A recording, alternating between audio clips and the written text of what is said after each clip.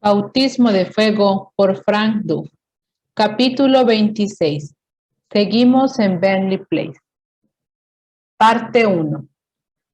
Todo esto nos planteaba un problema real, porque había dos caminos razonables ante nosotros. Podría decirse que la victoria se había ganado, que ahora ya no se ganaría nada con ir buscando enredos, que lo mejor sería, desde cualquier punto de vista, apartarse del volcán hasta que éste se hubiera calmado. Tanto más cuanto que este efecto se lograría en pocos días. Las tormentas más violentas suelen ser de corta duración. Luego podríamos nosotros volver a entrar en aquel lugar y mirar el modo de consolidar nuestras posiciones. Parecía cosa definitiva que este era un modo fino de obrar. Pero, ¿era el más fino? Desde luego que es cosa prudente el apartarse de un volcán, porque uno no puede hacer nada para detenerlo. Pero, ¿era esta la posición de Burnley Place? Habían tenido los comienzos algo más que la nota de una revolución, y los finales no se habían quedado para obrar por sí mismos. ¿Qué habría, pues, que hacer? Era cosa clara que la conclusión de este asunto vital no debía dejarse al mero flujo y reflujo de puros argumentos, por muy plausibles que fueran, sino que, a la manera ya recibida por la Legión, el asunto debía ser presentación ante la capitana general de nuestra empresa, la madre de todas aquellas almas que se hallaban envueltas en el asunto. ¿Y cómo habríamos de darle cuenta? Había que considerar el asunto, a ser posible, en una junta ordinaria del Presidium, considerando, pues, que esto era cosa obligatoria para nosotros. Debíamos entonces enfrentarnos con el asunto, es decir, trayendo a la junta al mayor número posible de legionarios, a quienes concernía, y entonces mirar la cuestión a través de las lentes legionarias. Y así se hizo. El padre Cridon, el padre Toger y algunas otras figuras principales del Presidium Santa María fueron apresuradamente reunidos y se estudió la situación a la luz de los principios legionarios. Ello forma un interesante comentario del método y de la decisión tal como se entiende en la Legión, que haya soslayado muchas preguntas particulares, y todo ello fue prácticamente instantáneo. Desde luego, la cosa llevaba consigo una tremenda responsabilidad por meter de cabeza en aquel ardiente hervidero a mujeres legionarias. Pero era mucho lo que se arriesgaba. Se pensó que nunca más aquella zona necesitaría nuestra presencia y atenciones como en los pocos hirvientes días que se avecinaban, que este había de ser el tiempo de dar forma a todos estos acontecimientos. Pero si durante estos días las cosas fueran mal o equivocadas, sería imposible darles de nuevo la forma apropiada. Además, la fuente principal de la campaña de los 2 años anteriores había sido el desprecio del peligro que se nos decía encontraríamos. ¿Por qué habíamos de inclinarnos hacia la prudencia precisamente en el tiempo en que el valor era más necesario? La mayor parte de la seguridad personal de que gozaron los legionarios se debió precisamente al respeto que inspiraron por su actitud confiada. Si los apaches o matones se daban cuenta de que ellos tenían en sus manos toda nuestra actividad, ¿no se envalentonarían hasta el punto de excluirnos para el futuro? Además, ¿qué estaba ocurriendo a nuestra pobre guarnición? Ella tenía un derecho sobre nosotros. No podíamos dejar a los miembros de esta guarnición abandonados a su propia suerte. Y así la decisión vino automáticamente y como por sus propios pasos.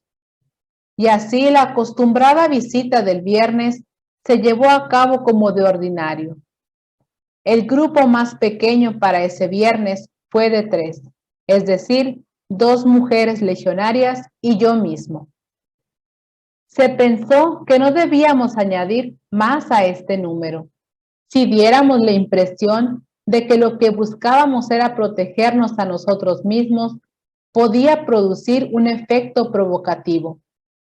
Pero había otro punto importante.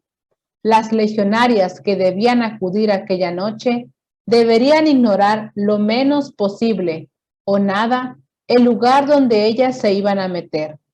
Desde luego, ellas ya habían visto en los periódicos el relato de nuestro ataque, pero no debían darse cuenta de la fiera reacción que había provocado y que las amenazaba. La palabra apropiada es amenaza.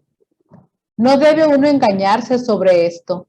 Aquellas legionarias se metían en un peligro muy real, acaso en el peligro de sus propias vidas. Anteriormente, no se habían ellas ofrecido voluntariamente para estas cosas. ¿Y acaso no se encontrarían en disposición de correr el riesgo?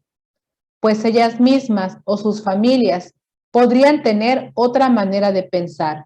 Por consiguiente, había que darles la oportunidad de estar respaldadas, caso de que así lo desearan.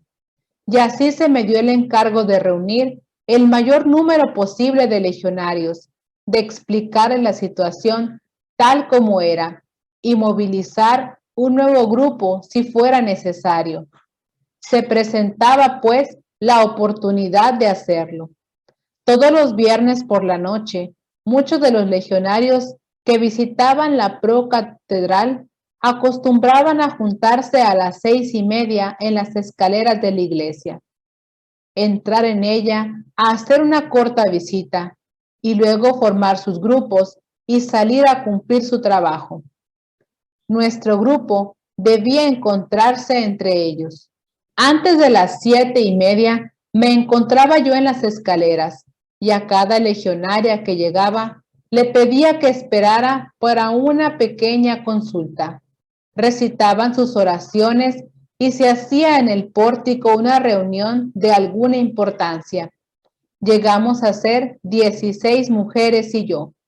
¿Podría alguien que estuviera mirando imaginarse cuál fuera el asunto de aquella conferencia?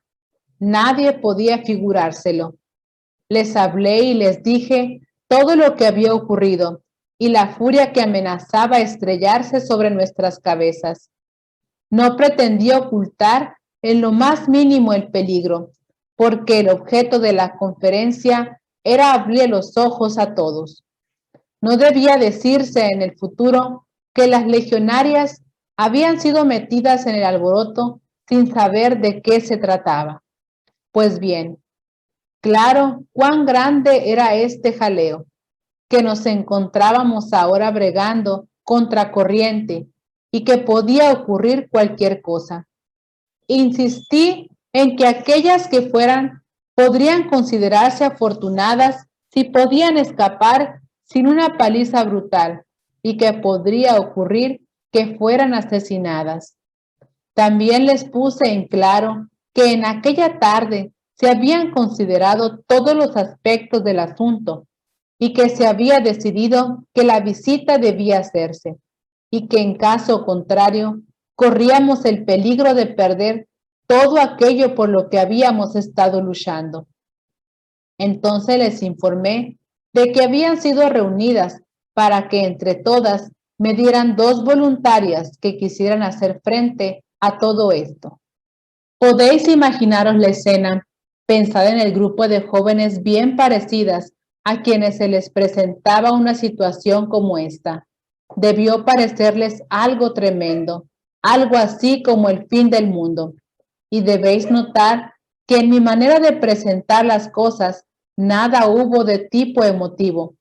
Se les dieron los hechos, tales como eran en palabras secas, y no había elección posible. ¿Y cuál fue el resultado? Ocurrió lo increíble. Todas y cada una de aquellas jóvenes levantaron la mano aceptando la misión.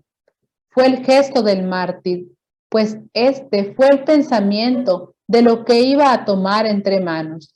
Me daba cuenta del material que teníamos en la Legión, de los aleteos del Espíritu Santo sobre él.